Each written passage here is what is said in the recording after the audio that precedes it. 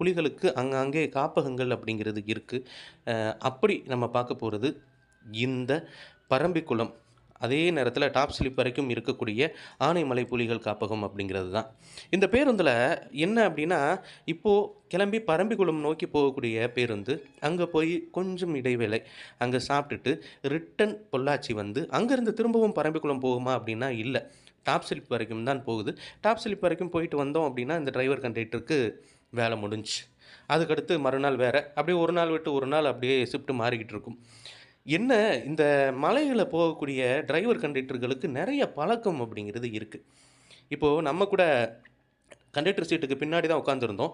ஒரு பாய் கண்டக்டரா இருந்தாரு. அவரு என்ன சொன்னாரு அப்டின்னா, "மாப்ள நீங்க முன்னாடி உட்காந்துக்குங்க. நான் எப்பயுமே கடைசில தான் உட்காருவேன். எதுக்கு இந்த சீட்டு சும்மா தானே இருக்கு" அப்டின்னாரு.